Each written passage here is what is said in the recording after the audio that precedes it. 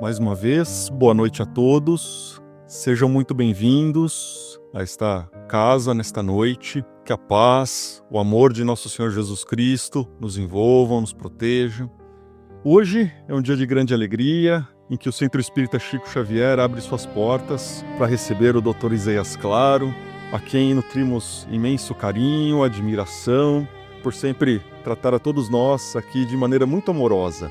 Não sei se muita gente vai se recordar, mas o Dr. Isaías fez em 2013 a palestra que inaugurou este salão aqui.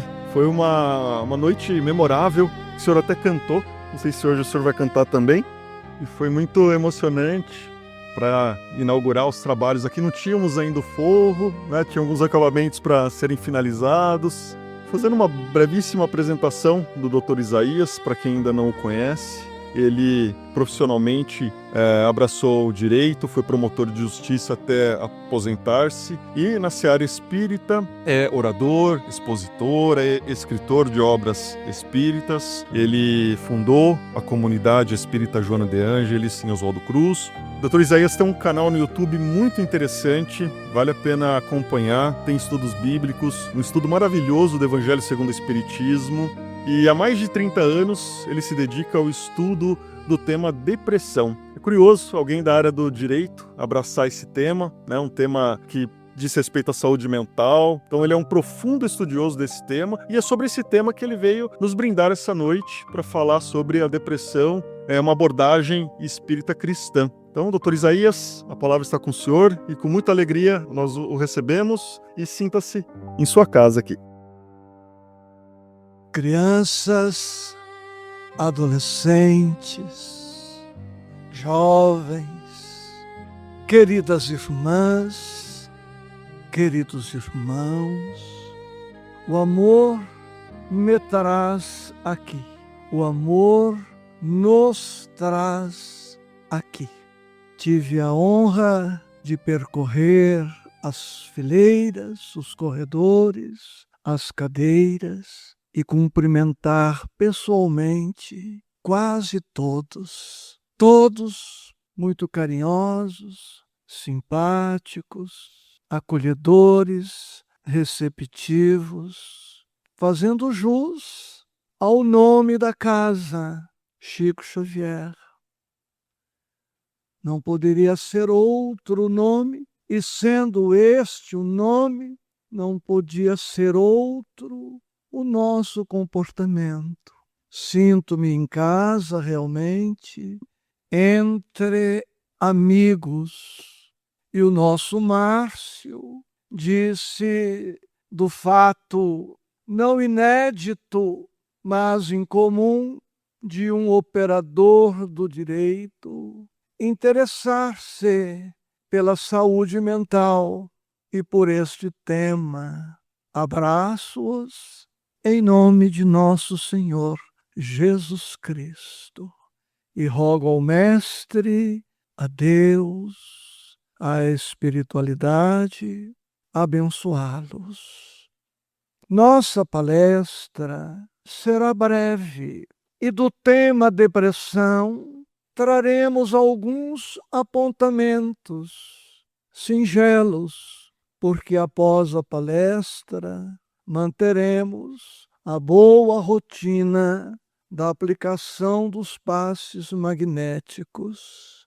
Então teremos tempo para tudo. Preste atenção na palavra depressão.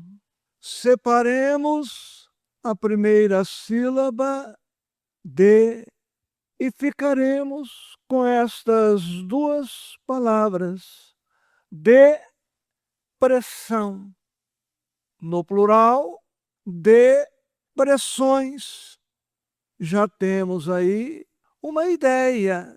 O deprimido é alguém que traz a sua vida cheia de pressão, cheia de pressões.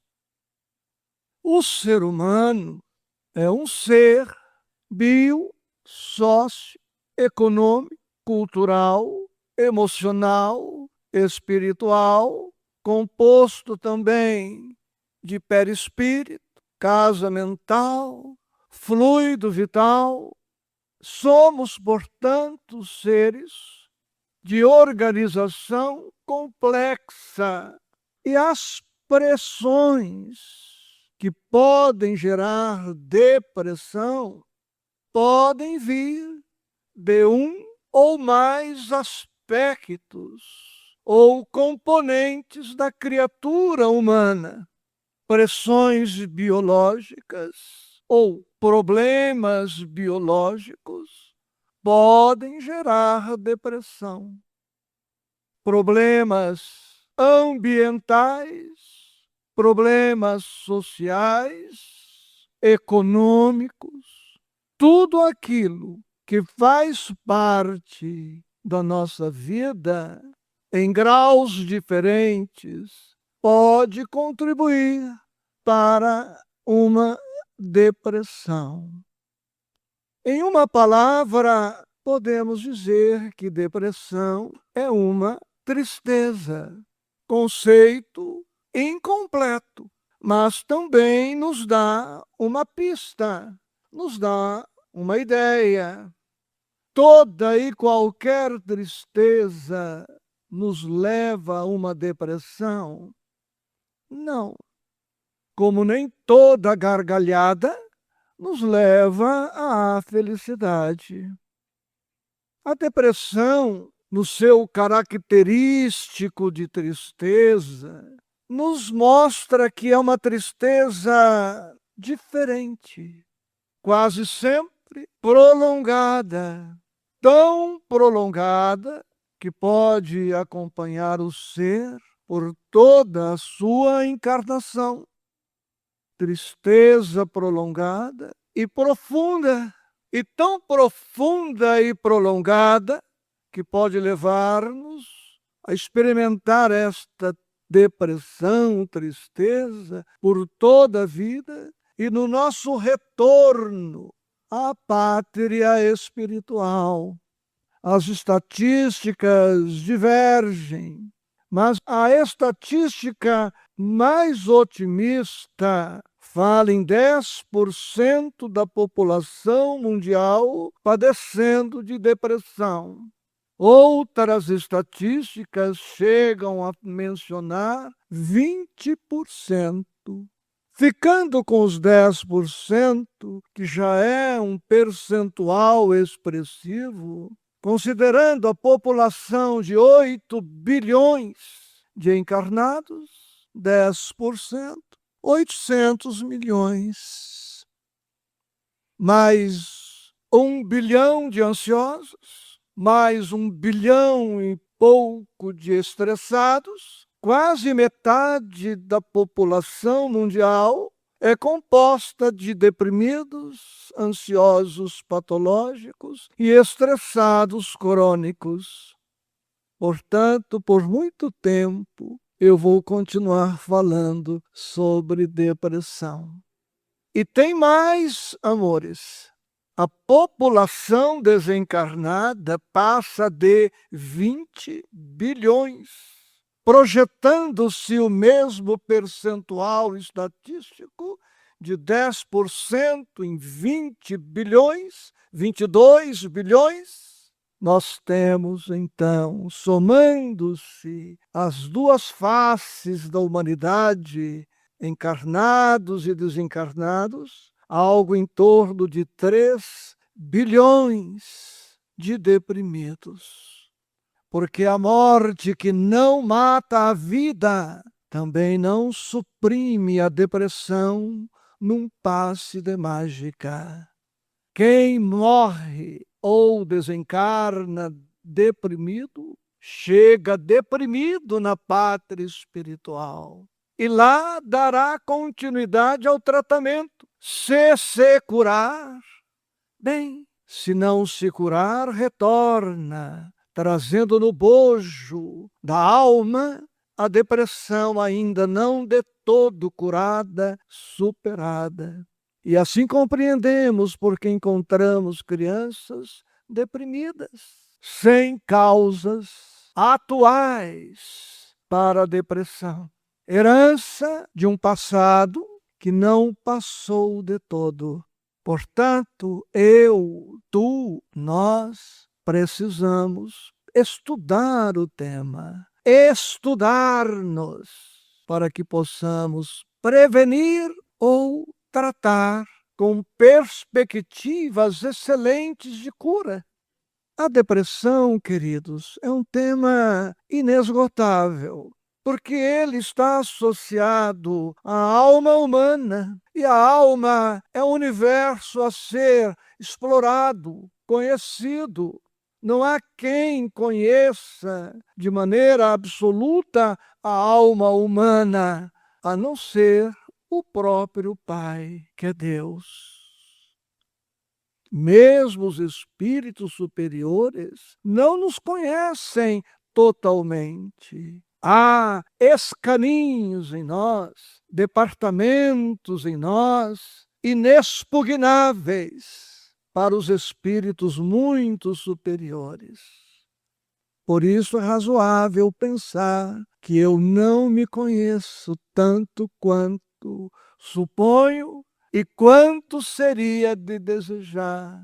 E não vou te ofender dizendo que você também padece da mesma dificuldade de conhecer-se em nível melhor. Daí a importância da questão 919 do Livro dos Espíritos, que nos propõe o conhece-te a ti mesmo, que era a frase que estava no frontispício da escola maiêutica em Atenas. Frase atribuída a Sócrates, mas diz-se que quando Sócrates chega em Atenas, na Grécia, lá já estava este pensamento: conheça-te a ti próprio, para que possamos nos atender em nossas necessidades mais profundas. Ficaríamos, pois, a noite toda estudando, mas como o café da manhã será servido às 6, então a gente interrompe um pouco antes, né? Queridos, por vezes a depressão vai se apresentar como uma manifestação de alegria. Por isso não podemos dizer que toda pessoa triste esteja necessariamente deprimida, até porque há a tristeza útil e a tristeza inútil. Raramente a tristeza útil nos leva à depressão. Digamos que vindo para cá, um exemplo dentre tantos, algo nos impedisse de chegar aqui para o compromisso. Eu ficaria triste. Não posso achar graça no fato de não poder honrar um compromisso que me é tão caro ao coração. Esperei por 1 ano para vir aqui. Eu ficaria triste, mas triste pela impossibilidade momentânea de não poder cumprir o compromisso, um acidente, um estouro de um pneu, uma chuva, um acidente, qualquer coisa. Observemos em nós os porquês das nossas tristezas. O apóstolo Paulo estudou esse tema, porque a depressão é tão antiga quanto a alma humana. Hipócrates, o pai da medicina, e temos aqui o nosso companheiro que é médico, poderia melhor do que eu discorrer sobre isto. Hipócrates, o pai da medicina antiga, já estudava a depressão, não com esse nome, porque a depressão, sendo a alma imortal, depressão é uma doença de todos os tempos. Então a depressão faz parte da nossa vida. E o apóstolo Paulo, em suas cartas, fala da tristeza segundo o mundo, são as que geram depressão, e das tristezas segundo Deus, que não geram depressão e nos libertam, porque auxiliam-nos na viagem para o interior, a fim de nos conhecermos, nos reciclarmos, nos estruturarmos e seguirmos adiante. Observemos, pois, e observem que estou falando no plural. Observemo-nos, pois, me incluindo. Por que estamos tristes? Porque aquele passeio ficou frustrado? Tristeza segundo o mundo. Porque aquele projeto de ostentação, porque a nossa vaidade foi ferida, porque o nosso orgulho foi ferido.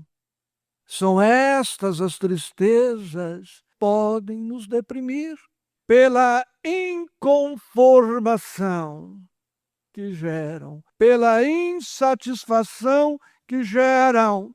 E o deprimido, pelas tristezas humanas, pensa mais ou menos assim: aquilo que eu queria, a vida não me deu. Aquilo que a vida me dá, eu não quero. Então eu vou me permitir morrer pouco a pouco para mostrar para a vida, ou para mostrar a Deus, ou ao Cristo, ou à espiritualidade, que ou eles me atendem, ou eu me recuso a viver. É um mecanismo quase sempre inconsciente. E como saber se estamos revoltados? Se estamos, no plural, queridos. Aqui não é dedo em risco em ninguém, até porque eu sei que se eu apontar um dedo para vocês, eu tenho 3 apontados para mim. E nessa eu não caio mais. Como saber se andamos revoltados? Não é difícil. Basta observar o grau de nossa gratidão ou o grau de nossas queixas. Ninguém que esteja agradecido se queixa. Ninguém que esteja reconhecido a vida se queixa. Observemos isso. Quanto de gratidão temos e quanto de queixas, de lamúrias, de lamentações, de murmúrios, frutos da insatisfação, nós apresentamos. Ganharíamos muito se fôssemos mais agradecidos. Mas não somente agradecidos pelas reconhecidas bênçãos, mas também agradecidos pelas supostas aflições, pelas supostas tragédias, pelas supostas dificuldades. Gratidão é um remédio maravilhoso que previne, trata e cura. Para não contar histórias minhas, conto esta que me ocorre agora. Já contei por aí, mas sempre é bom recordar. Nós íamos fazer uma palestra numa cidade com este tema: depressão. O companheiro imprimiu convites volantes, saiu pelas casas espíritas, pela cidade, divulgando, distribuindo os panfletos, os convites. E ele encontrou-se com uma senhora saindo de um centro de saúde, porque ele foi lá no centro de saúde divulgar o tema depressão. Ele entregou o santinho para a mulher e ele disse: noto que a irmã, e ela foi muito comunicativa, sorridente. E ele disse para ela: noto que a senhora está bem, não precisa da palestra, mas vai. E ela surpreendeu o companheiro, dizendo para ele: e você acha que um câncer de pulmão vai tirar a minha alegria de viver? Você acha que um câncer de pulmão vai tirar a minha alegria de viver? Lembremos que nós somos também corpo e espírito. O corpo pode enfermar, mas isto não obriga o espírito a enfermar-se necessariamente. Uma coisa é o espírito, outra coisa é o corpo. Eu já passei, desculpem contar de novo, velho vai repetindo as histórias, né? E os velhos não lembram que ouviram a história, então fica tudo inédito, né? É uma beleza. Contar história para velho é uma delícia. Tem o sabor de novidade, né? Eu já passei por um infarto, mas a minha alma não infartou. Eu não sou um espírito infartado. O espírito que sou habita um corpo cujo coração sofreu um infarto. Mas eu vivo como vive o não infartado. Porque uma coisa é uma coisa, outra coisa, desculpem a obviedade. Então eu não sou um espírito infartado, eu sou um espírito alegre, comunicativo, otimista, confiante. E o pior que pode me acontecer é desencarnar. Mas quem disse que isso é o pior? Quem disse? Onde você leu isso no Chico Xavier? Onde está isso em Kardec que eu não encontrei até hoje, depois de 47 anos? Meu Deus, desgraça, morreu! Isso eu sei que pensa. Ou não pensa, eu sei que não. Pensa só, eu vou desencarnar, amigos estarão me esperando, vou morar numa colônia, vou pesar mais ou menos 800 gramas, vou logo estar volitando, não tem IPTU, IPVA, cartão de crédito. Vou desencarnar e não vou levar a viúva comigo. Olha, outra bênção. Vou trabalhar, vou estudar, não tem poluição, vou contemplar a galáxia, vou conhecer os planetas do nosso sistema e não vou estar nem aí para você. Olha que felicidade. Então, onde o problema? Onde a aflição? O tema é depressão à luz da doutrina espírita e do cristianismo, ou depressão, uma abordagem espírita cristã. Para iniciar logo então a palestra, depois da introdução que eu fiz, né, nós estamos num centro espírita. E eu sei que tudo é treino, tudo é esforço, tudo é busca, mas precisamos começar a pensar com o Evangelho, começar a pensar com a doutrina espírita. Porque a doutrina espírita nos leva a uma atitude, a uma proposta existencial, ou, se vocês preferirem, a um modus pensandi. O espírita, à medida em que vai mergulhando na doutrina espírita, vai modificando seu modo de pensar, seu modo de sentir, seu modo de viver. É um processo longo, lento, difícil, mas vai acontecendo. Não podemos, à luz da doutrina espírita e do Evangelho, pensar com a teologia antiga, clássica. A doutrina nos renova o modo de ser, porque nos renova o modo de pensar.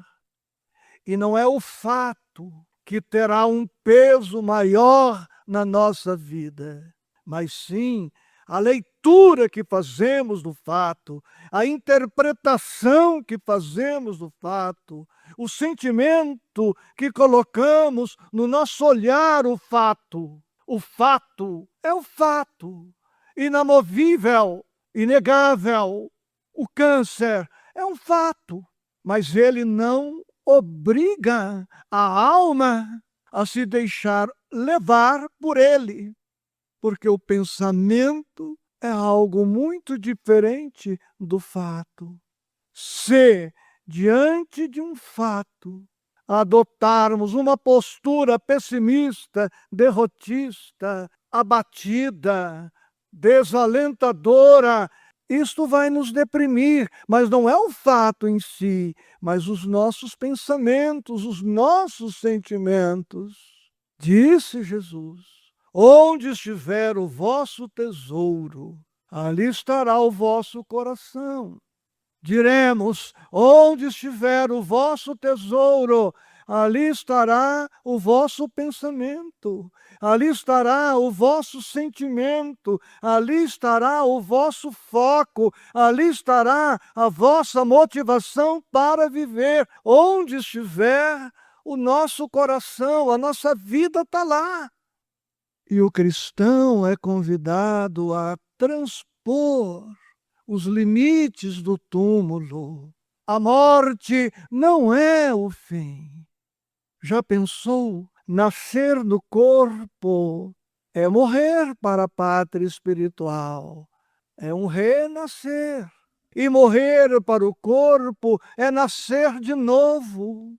O Evangelho, pois, nos descortina horizontes novos e passa a ser essencial aquilo que é essencial para a alma e não para a vida transitória.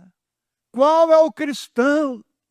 Qual é o espírita que não conhece o que consta do Evangelho? Aqui não se vos perguntará o que foste, que posição ocupastes, mas que bem fizestes, quantas lágrimas enxugastes.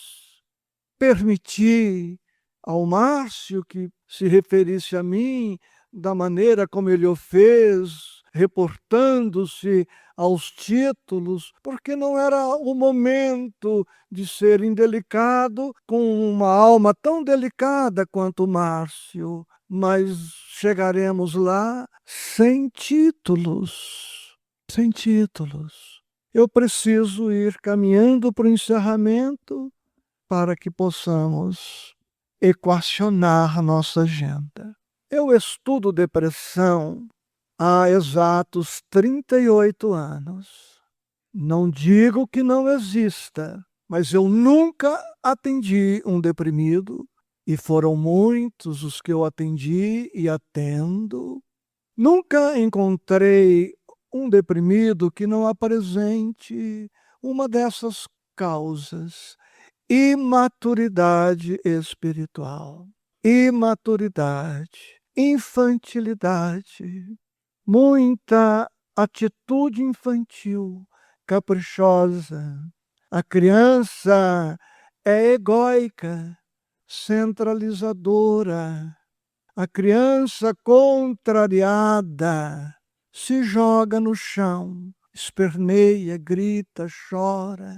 A mamãe pega no colo, os problemas acabam. E nós encontramos adultos assim, que contrariados gritam, choram, esperneiam, se revoltam, se desesperam, se vitimizam. São coitadinhos, nasceram para sofrer, dá tudo errado na minha vida, ninguém gosta de mim.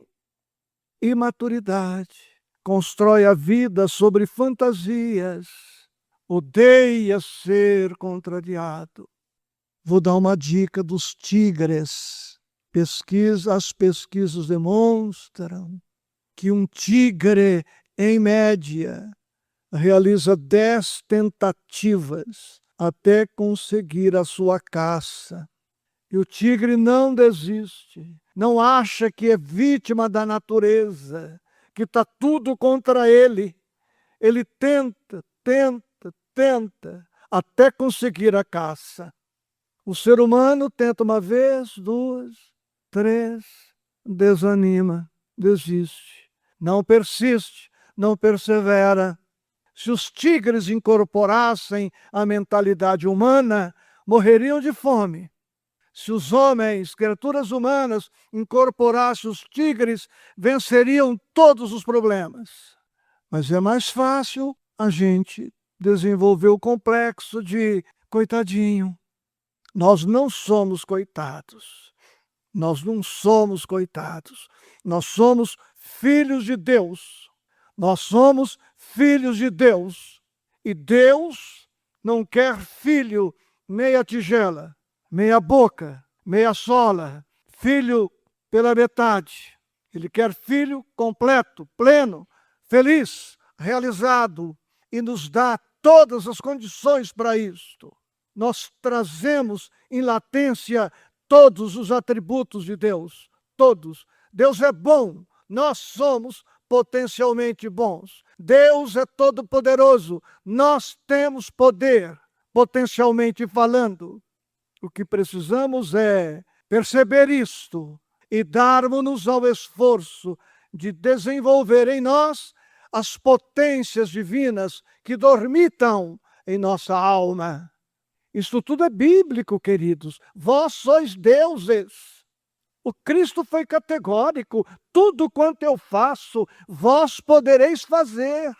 Nosso destino é tornarmos-nos Cristos realizados e administrarmos planetas, sistemas solares. O nosso destino é governar uma galáxia com 200 a 400 bilhões de estrelas. Este é o nosso fanal. Esta é a nossa destinação. Nunca encontrei um deprimido que não tem, então, imaturidade, culpa, mágoa ou sentimento de perda, ou os dois sentimentos: culpa, mágoa, perda, imaturidade, hipersensibilidade. A gente se dói por qualquer coisa. Ah, você me ofendeu, você não sei o quê. A gente precisa engrossar a pele, sermos fortes para que as coisas não nos abatam tanto. Não é o outro que precisa mudar, sou eu. Eu não posso controlar o outro, mas eu posso tentar me controlar. E intimamente eu sou sempre livre. Amanhã cedo, em Rio Claro, falaremos disto.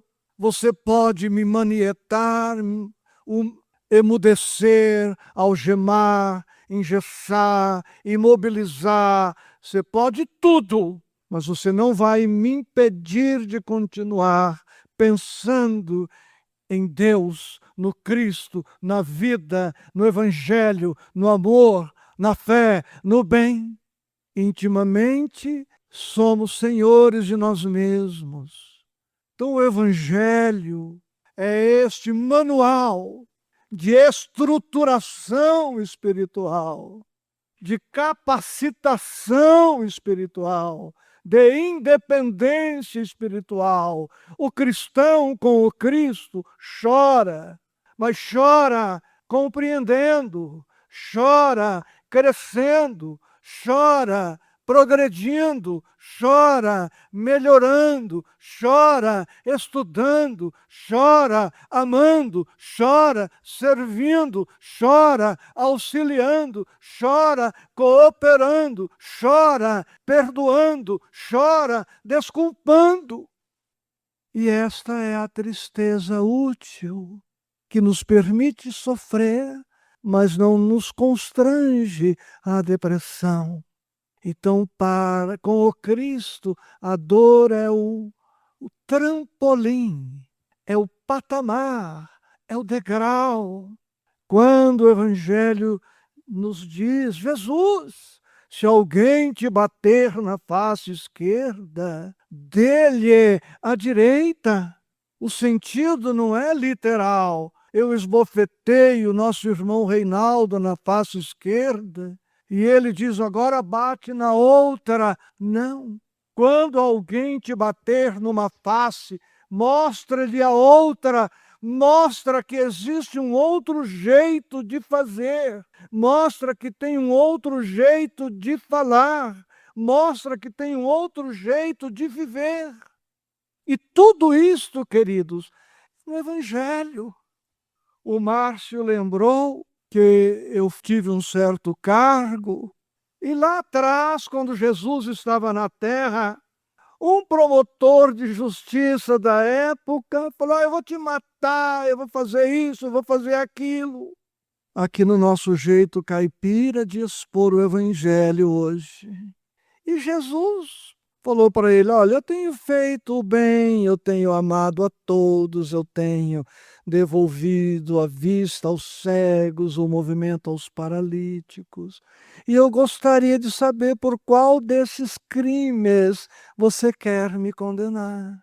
Então a opinião do outro é a do outro, mas nós temos a nossa consciência. Então vamos cuidar de nós. Eu vim nesta noite aqui para dizer isso, aprender a cuidar de nós, aprender a nos proteger, a nos defender. E para isto, vamos ter cuidado com o círculo de amigos, os assuntos, as músicas, os ambientes. Nós vamos amar a todos, servir a todos, mas buscar ser seletivos para nos proteger. Se não nos expomos, ficamos vulneráveis. Para terminar, depressão é casebre.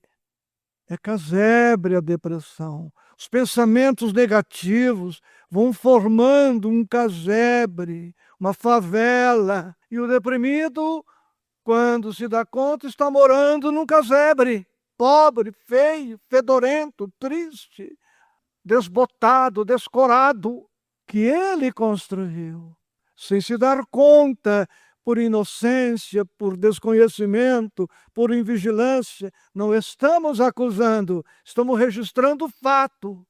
Agora, se criamos aqui, construímos uma mansão, no sentido espiritual, baseado no Evangelho, no bem, no estudo, no trabalho, a gente vai sofrer. Vamos morrer, vamos adoecer, vamos enviuvar, os filhos partirão antes de nós, vamos perder emprego, vamos perder amigos, sim, mas a nossa estrutura, a nossa compreensão de vida será outra, e nós estaremos vivendo não para o passado, que já nos trouxe as suas lições, as suas experiências, mas nós temos que seguir para o alvo, um sentido existencial, metas claras, definidas, para que a nossa vida se enriqueça e soframos como todos sofrem,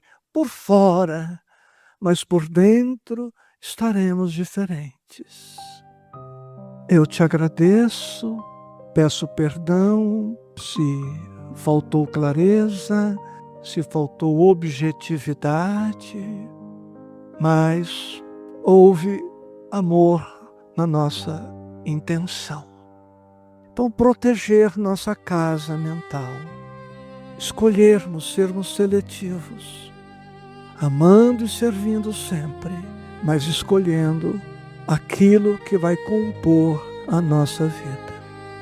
Pare de querer agradar a todo mundo. Pare de esperar que todo mundo te ame, te compreenda e te aplauda. Isso não vai acontecer. Tá certo? Ainda o apóstolo Paulo: se eu estivesse pensando em agradar os homens, eu não estaria talvez agradando a Cristo. Então chega um momento que a gente tem que fazer escolhas.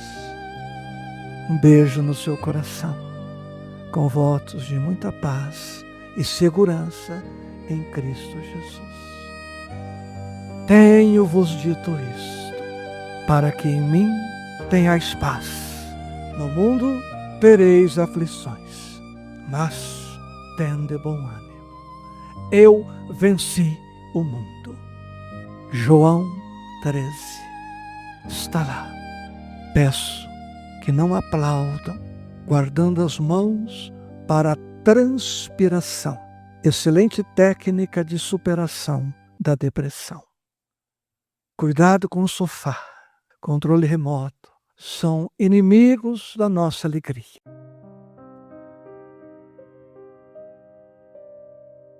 Gente, só agradecer a todos pela presença, né? Agradecer ao Dr. Isaías, que sempre é um motivo de muita alegria para nós. Gente, se a palestra foi muito sisuda, muito grave, rigorosa, se foi assim, eu peço a vocês que me perdoem. Não havia esta intenção. A questão é que a gente precisa aprender mesmo a espantar as moscas.